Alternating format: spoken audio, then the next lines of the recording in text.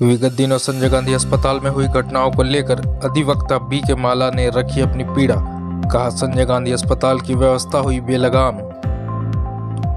BK माला इतने में ही नहीं रुके। उन्होंने स्वास्थ्य मंत्री राजेंद्र शुक्ला से नैतिकता के आधार पर इस्तीफा देने तक की बात कह डाली।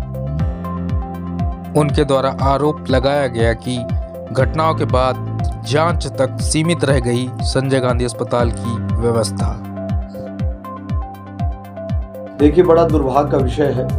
उक्त दो घटनाएं एक हफ्ते के अंदर घटित हुई हैं। पहली घटना वर्तमान में कि एक उपचार कराने संजय गांधी यदि कोई व्यक्ति आता है तो निश्चित तौर से डॉक्टर को भगवान समतुल्य माना जाता है।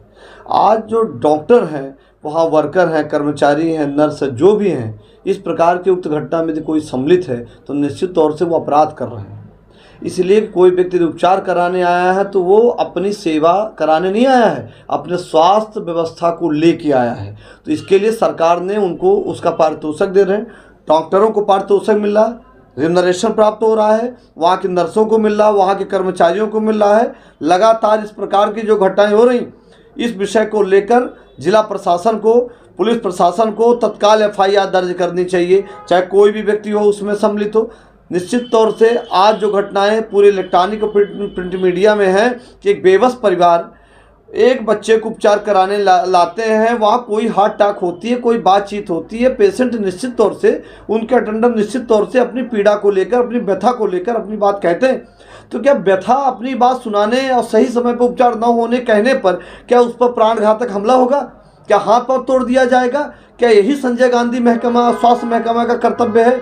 इस प्रकार की लगातार घटनाएं रीवा संजय गांधी में हो रही। हमको ऐसा प्रतीत हो रहा संजय गांधी को तोड़ने का, संजय गांधी हॉस्पिटल को नष्ट करने का काम ये सुनियोजित तरीके से किया जा रहा है। रीवा के स्वास्थ्य मंत्री, मध्य प्रदेश के स्वास्थ्य मंत्री रीवा से संबंधित हैं, मध्य प्रदेश के उप मुख्यमंत्री हैं, कद्दावर नेता हैं। आज उनके स्वास्थ्य विभाग का, स्वयं स्वास्थ्य विभाग उनके अधीनस्थ आता है। श्री राजेंद्र शुक्ला जी वर्तमान में उप मुख्यमंत्री हैं, मध्य प्रदेश शासन के वरिष्ठ मंत्री हैं। इस प्रकार की घटनाएं उनके विधानसभा में हो रही, रीवा विधानसभा में हो रही। 4 महिलाओं को बिना परीक्षण के, बिना पैमाने पर कि निश्चित पर किस पैमाने पर उनको डोज देना है और वो मेडिसिन दी गई है, उस मेडिसिन से वो बेहोशी हालत में चली गई।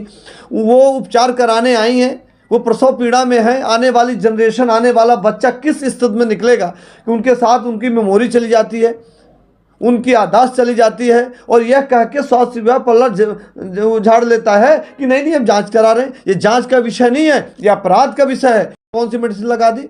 और जब मेडिसिन आपने लगाई तो किसकी परमिशन से आपने मेडिसिन लगाई? आपको लायबिलिटी किसने दी थी? आपको आदेश किसने दिया था? उस डॉक्टर का नाम होना चाहिए। बिना वरिष्ठ अधिकारी के, बिना वरिष्ठ चिकित्सक के इस प्रकार की व्यवस्थाएं बनाना या मेडिसिन का प्रयोग करना निश्चित तौर से निंदनीय है। इन घटनाओं की जितनी भी निंदा की जाए, भर्त्सना की जाए, वो कम है। हमारे रीवा जिले में संजय गांधी एक रीवा संभाग का स्वास्थ्य महकमा का बड़ा हॉस्पिटल है। ये एम्स की तर्ज में बना हुआ था।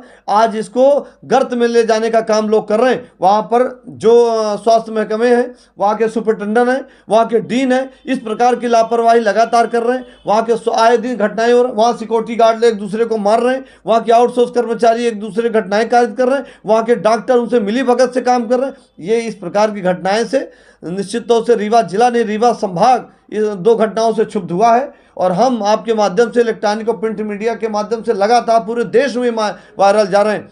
हम तो कहते हैं नैतिकता के आधार में स्वास्थ्य विभाग नहीं संभल रहा, राजेंद्र शुक्ला जी को इस्तीफा दे देना चाहिए। आपके स्वास्थ्य विभाग, आपके रीवा विधानसभा में इस प्रकार घटनाएं हो रही, रीवा जिले में, रीवा विधानसभा में इस प्रकार घटनाएं हो रही, और आप नैतिकता के आधार में इस्तीफा नहीं दे रहे, नैतिकता के आधार में आप समीक्षा बैठक नहीं कर रहे।